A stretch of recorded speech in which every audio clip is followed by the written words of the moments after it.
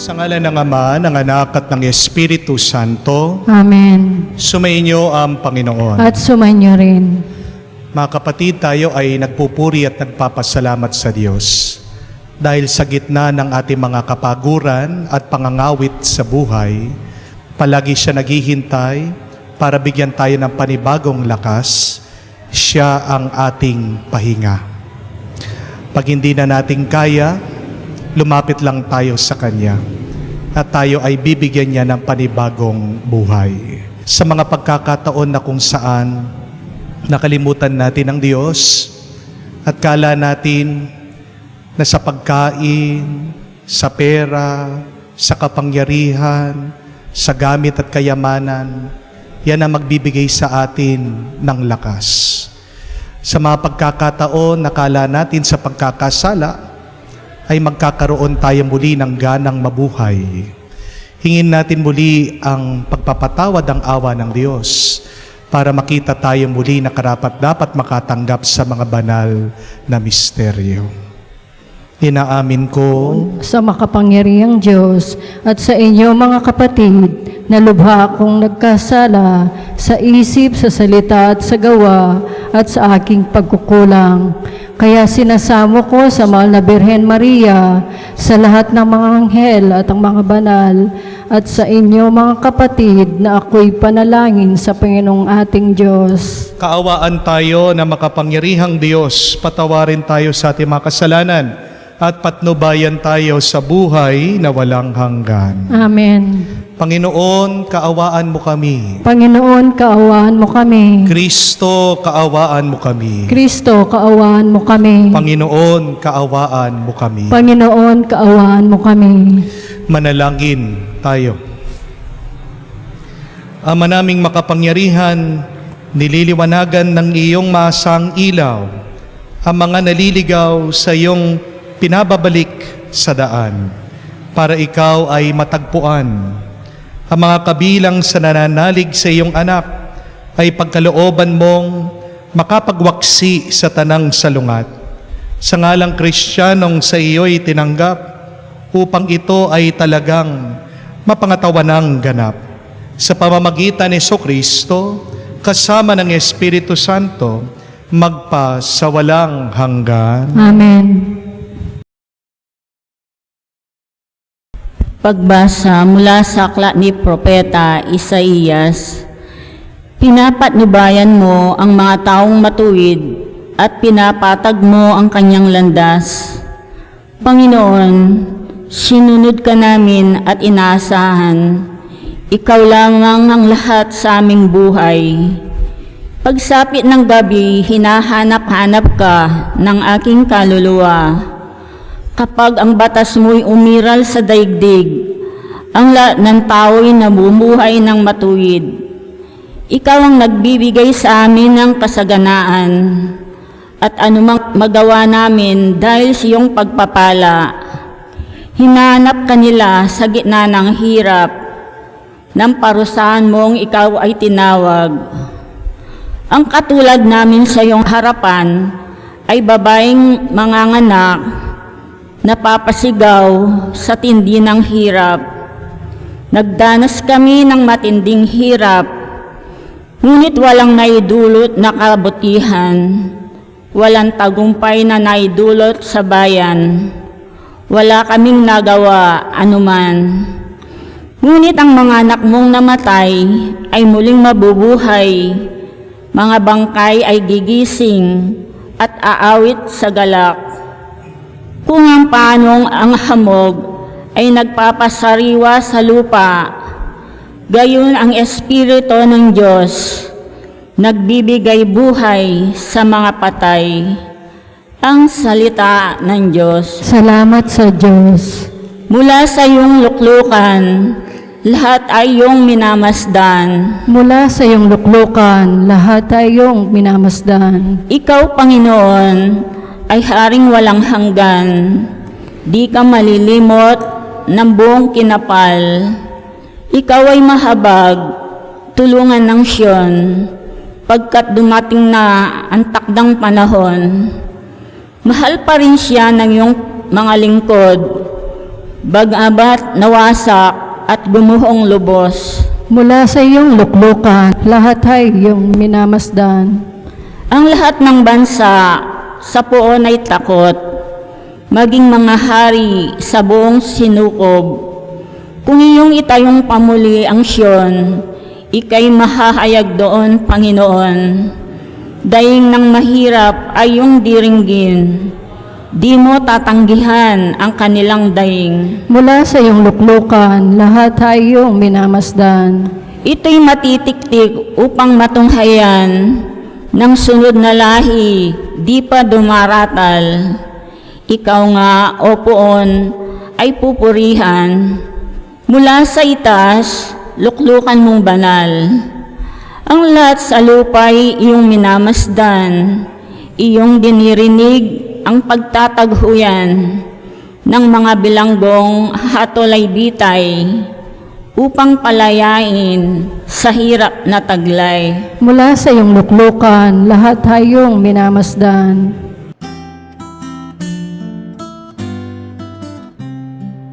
Alleluia, alleluia, alleluia, alleluia, alleluia, alleluia, alleluia, alleluia, alleluia, alleluia, alleluia, alleluia. Kayong mabigat ang pasan ay kay Jesus maglapitan upang kayo'y masiyahan. Alleluia, alleluia. Sumainyo ang Panginoon. At sumainyo rin. Ang mabuting balita ng Panginoon ayon kay San Mateo. Papuri sa iyo, Panginoon. Nung panong yun, sinabi ni Jesus, lumapit kayo sa akin, kayong lahat na napapagal at nabibigatan sa inyong pasanin. At kayo'y pagpapahingahin ko. Pasanin niyo ang aking pamatok at mag-aral kayo sa akin. Ako'y maamo at mababang loob at makakasumpong kayo ng kapahingahan para sa inyong kaluluwa. Sapagkat maginhawang dalhin ang aking pamatok at magaan ang pasaning ibibigay ko sa inyo. Mga kapatid, ang mabuting balita ng ating Panginoon. Pinupuri ka namin, Panginoong Jesucristo. Magandang araw po muli sa inyong lahat. Someone once said that 90% of your problems can be solved by doing these 4 things. 1, you sleep at night. You should have a good sleep. 2, you talk to your best friend. 3, you eat good food. 4, you exercise. Subukan niyo po. Sa susunod na mapapagod kayo sa inyong mga problema, gawin niyo po ang 4 na bagay na ito. Matulog kang mahimbing. Kausapin mo ang matalik mong kaibigan. Kumain ka ng mabuti at ng masarap na pagkain. At pang-4, mag-stretching ka, mag-exercise ka, magpakapawis ka. Pero minsan, hindi niyo po ba napansin na kahit nagpahinga na tayo, bakit pagod na pagod pa rin tayo?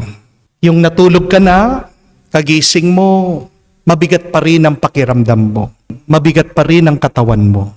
Kausapin mo ang kaibigan mo, pagkatapos, litong-lito ka pa rin sa problema mo. Kumain ka na ng mabuti, pagkatapos nag-aalala ka pa rin. Nag-exercise ka, nagpakapawis ka na. Lalo ka lang napagod at lalo lang sumakit ang katawan mo. Bakit po ganon? Nagpahinga ka na, pero hindi pa rin gumagaan ang pakiramdam mo. Minsan kasi, hindi tulog, pagkain, pasyal at kausap ang kailangan natin.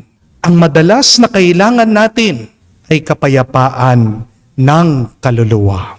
Amen? Remember that, my dear friends. Sleep, food, and entertainment are not needed when it is the soul that needs peace. Kaya nga po, 10% ang kailangan mo pa para lumakas ka. Ano? Yung magdasal ka at makiugnay ka muli sa Diyos. Amen? Sa mabuting balita, narinig po natin na pinapalapit tayo ng Diyos sa Kanya. Sabi ni Jesus, anong pangako niya?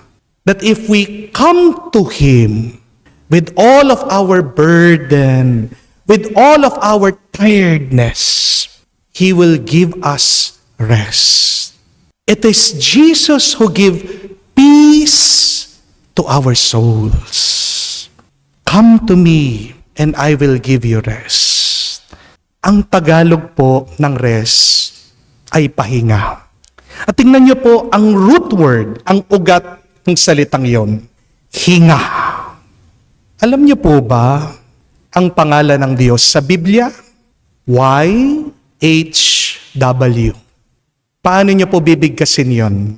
Meron pong iba, sasabihin nila, ang pronunciation daw po ng YHW ay Yahweh. Yung iba naman po, ang pronunciation daw po nito, ang pagkabigas ay Yehovah. Pero ang sikreto daw po, para mabigkas nyo, masabi nyo, ang pangalan ng Diyos, dapat daw po hindi didikit ang inyong mga labi. Paano mo bibigkasin yung YHW? Simple lang po. Huminga ka lang. Yung paghinga po natin, pansinin niyo po. Inhale, exhale, yan po ay ang pangalan ng Diyos. Pag humihinga ka, binabanggit mo ang pangalan ng Diyos. Sa bawat paghinga mo, tinatawag mo ang Panginoon. Kaya nga po dapat, ang bawat paghinga natin ay nagiging panalangin natin. Di po ba tama naman ang sinabi ni Jesus na kapag nagdadasal tayo, hindi natin kailangan ng maraming salita para marinig tayo ng Diyos. Hindi natin kailangan ng maraming pangungusap para makiugnay tayo sa Diyos. Gusto mong mapasa Diyos ka? Gusto mong maramdaman mo ang Diyos? Gusto mong totoo kang manalangin at magdasal? Anong kailangan mong gawin? Huminga ka lang.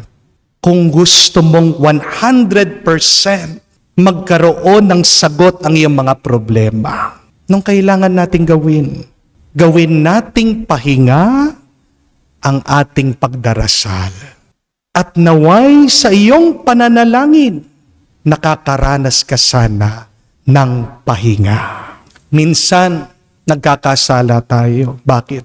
Kasi pinaghihiwalay natin yung ating pagpapahinga sa ating pananalangin. Kapag nagpapahinga ka, minsan madalas, di po ba, kinakalimutan natin ang Diyos. Pero hindi naman kailangan na pag ikaw ay nagpapahinga, ay kalimutan mo ang Diyos o lumayo ka sa Diyos. My dear friends, when you pray, come as you are. When you pray, just be who you are. When you pray, just open your mind and your heart to God.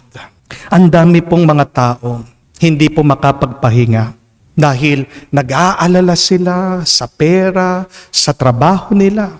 At alam niyo po ba kung ano ang leading cause ngayon ng cancer?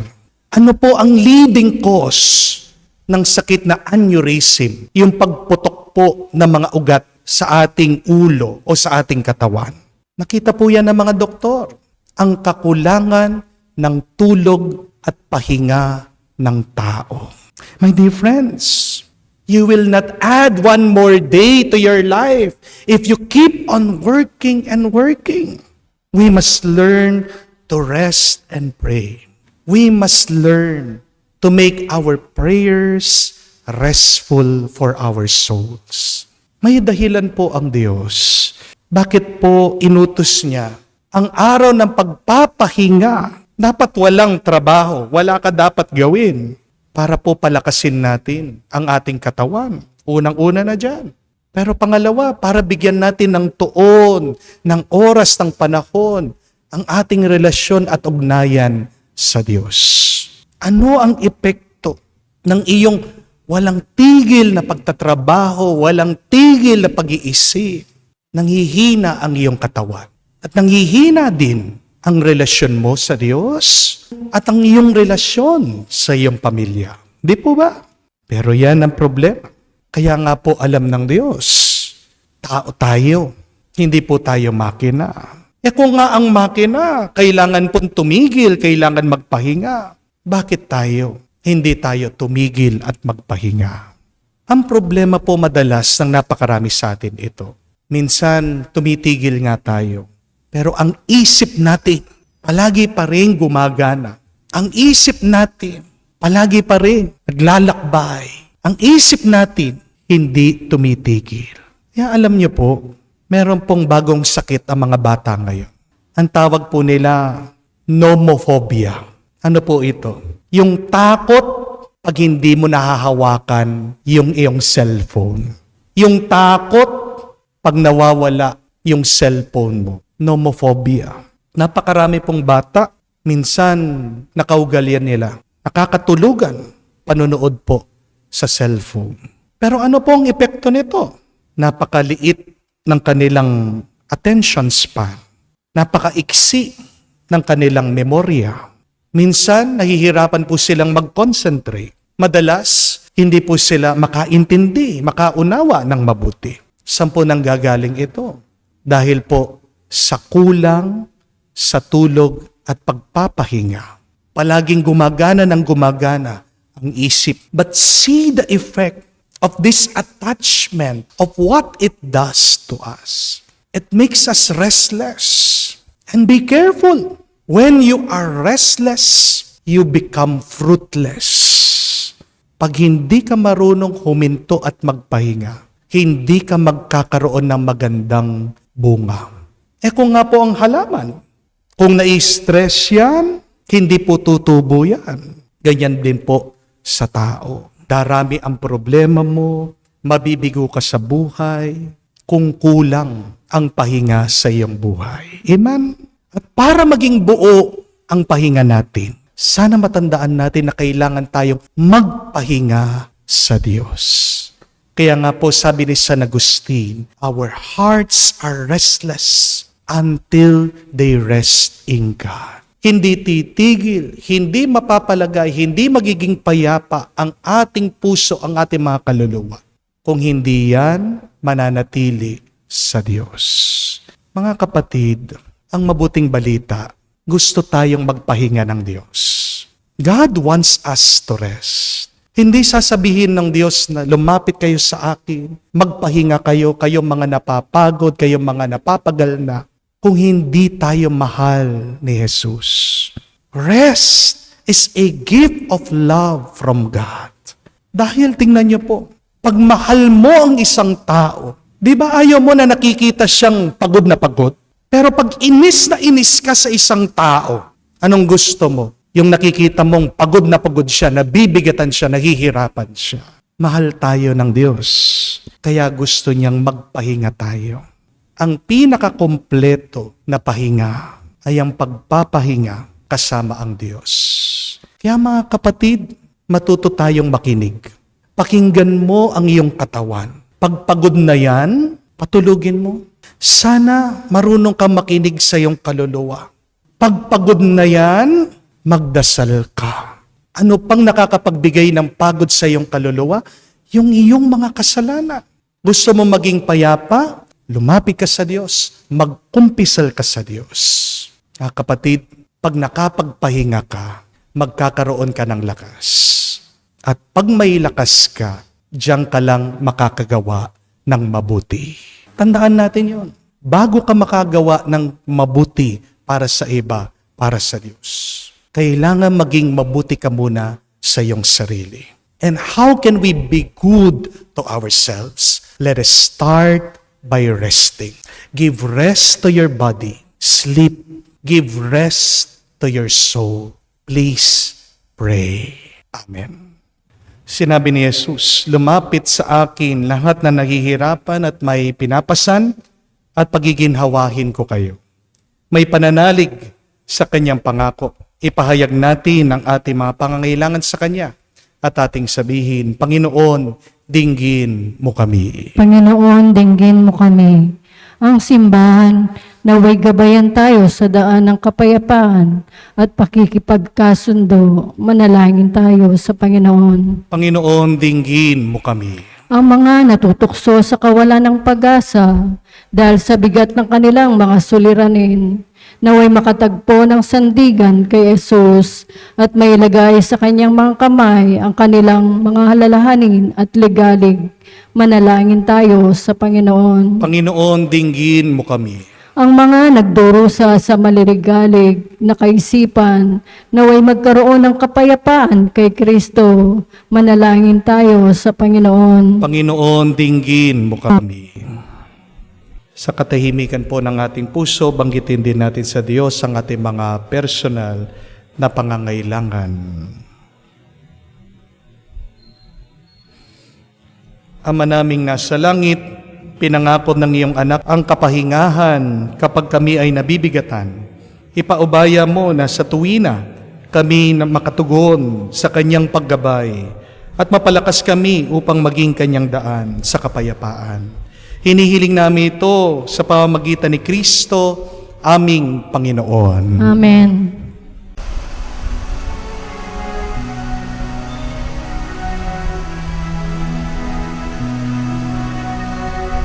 Aming ating alay na ito, ang tinapay na nagmula sa pagpapala mo, at tanggapin ang alak na ito, inuring inihain sa'yo. Mahal naming Diyos, iyong tanggapin ang munting alay mula sa amin. Buong puso namin hintayin pagpapala ng aming hiling. Pagpapala ng aming hiling. Manalangin kayo mga kapatid, para ang ating mga paghahain ay kalugdan ng Diyos sa mga makapangyarihan. Tanggapin nawa ng Panginoon itong paghahain sa iyong mga kamay sa kapurihan niya at karangalan sa ating kapakinabangan at sa buong sambayanan niyang banal. Ama naming lumikha, tunghayan mo ang mga alay na ito ng iyong nagsusumamong sambayanan at tanggapin mo ang mga ito para madagdagan ang iyong kabanalan sa mga nananalig na tunay sa pamamagitan ni Jesucristo kasama ng Espiritu Santo magpa sa walang hanggan. Amen. Sumayin niyo ang Panginoon. At sumainyo rin. Itaas sa Diyos sa inyong mga puso at diwa. Itinaas na namin sa Panginoon. Pasalamatan natin ang Panginoong ating Diyos. Marapat na siya ay pasalamatan. Ama naming makapangyarihan, tunay nga marapat ikaw ang aming pasalamatan sa iyong paglingap at kagandahang loob. Ang tao'y nilikha mo, pinangisiwaan sa sansinukob. Sa hangad mong siya'y iwastong lubos, siya'y pinagdusa mo sa kanyang pagtalikod. Sa iyong paggiliw, iyong pinahintulot, na manumbalik siya sa pamamagitan ni Kristo Jesus. Kaya kaisa ng mga anghel na nagsisiawit ng papuri sa iyo, nang walang humpay sa kalangitan, kami nagbubunyi sa iyong kadakilaan.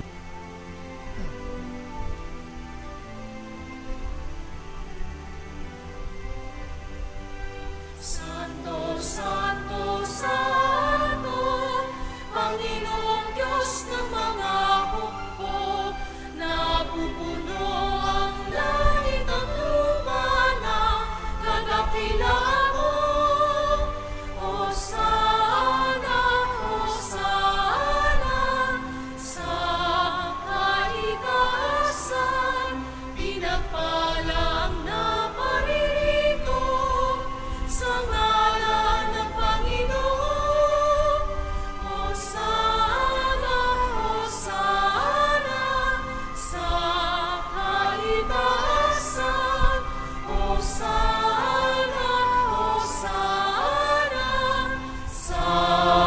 kaitaasa.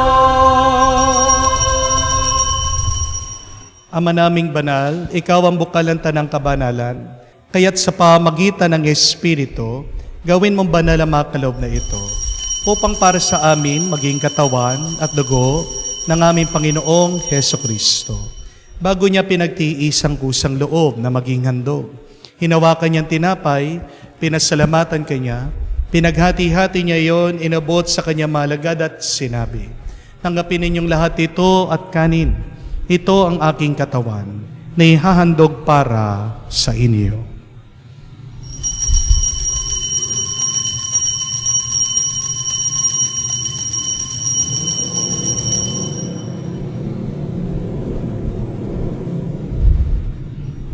Gayon din naman na matapos ang hapunan, hinawakan niya ang kalis. Muli kanyang pinasalamatan.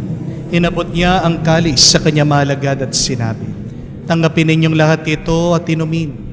Itong kalis ang aking dugo, ng bago at walang hanggan tipan. Ang aking dugo na ibubuhos para sa inyo at para sa lahat, kay pagpapatawad ng mga kasalanan. Gawin ninyo ito bilang pag-aalaala sa akin."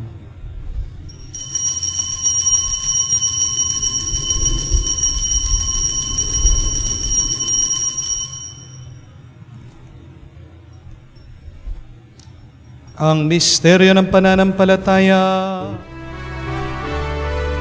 Aming ipinahayag na namatay ang iyong anak, nabuhay bilang Mesiyas at magbabalik sa wakas para mahayag sa lahat. Ama, ginagawa namin ngayon ang pag-alaala sa pagkamatay muling pagkabuhay ng iyong anak. Kaya tinialay namin sa iyo ang tinapay nagbibigay buhay at ang kalis na nagkakaloob ng kaligtasan. Kami nagpapasalamat dahil kami yung minarapat na tumayo sa harap mo para maglingkod sa iyo. Sinasamo namin kami magsalo-salo sa katawan at dugo ni Kristo ay mabuklod sa pagkakaisa sa pamamagitan ng Espiritu Santo. Amalingapin mong iyong simbahan, laganap sa buong daigdig. Puspusin mo kami sa pag-ibig. Kaisa ni Francesco, aming Papa, Florentino, aming Arsobispo at ng Tanang Kaparian. Alalahanin mo rin ang aming mga kapatid na nahimlay at may pag-asang muling mabubuhay. Gayon din lahat ng mga pumanaw. Kawan mo sila't patuloyin sa iyong kaliwanagan.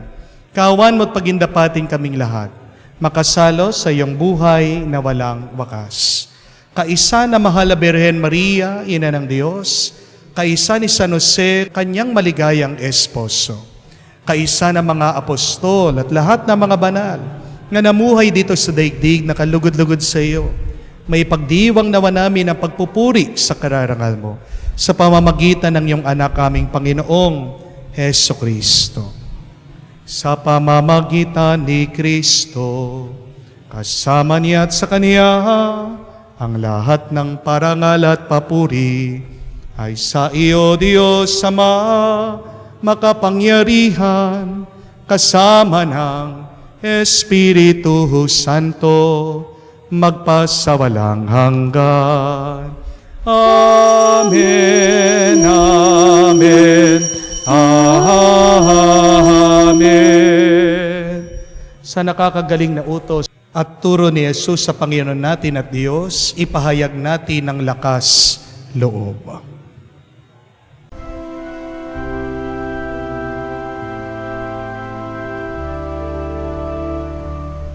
Ama namin, sumasalangit ka, sambahin ang ngalan mo, mapasa angin ang kaharian mo,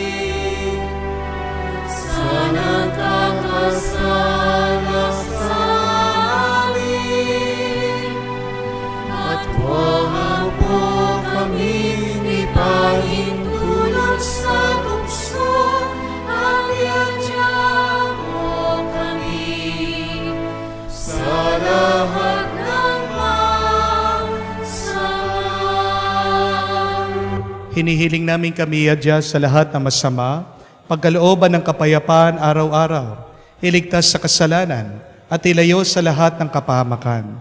Samantalang aming pinanabikan ang dakilang araw ng pagpapahayag ng tagapagligtas naming si Heso Kristo. Sapagkat iyo ang kaharian at ang kapangyarihan at ang kapurihan magpakailanman. Amen. Panginoong Heso Kristo, sinabi mo sa mga apostol, kapayapaan ang iniiwan ko sa inyo, ang aking kapayapaan binibigay ko sa inyo.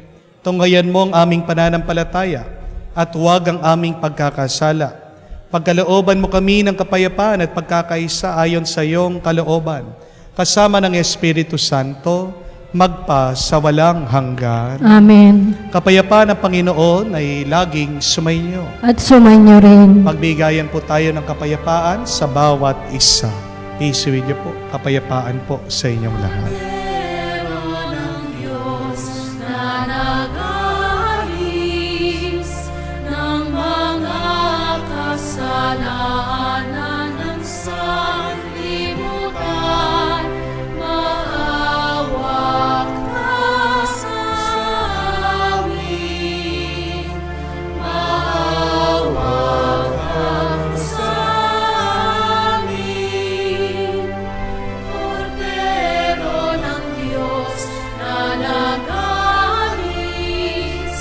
ng mga kasalanan ng sanlibutan, maawa ka sa amin. Maawa ka sa amin. Kordero ng Diyos na nag-aalis ng mga kasalanan ng sanlibutan, ipagkaloob mo sa amin Ang kapayapaan. Mga kapatid, naririto ang ating Panginoong Jesucristo, ang Kordero ng Diyos, nag-aalis sa mga kasalanan ng sanlibutan. Mapalad tayong lumalapit sa piging ng Kordero. Panginoon, hindi ako karapat-dapat na magpatuloy sa iyo, ngunit sa isang salita mo lamang ay gagaling na ako.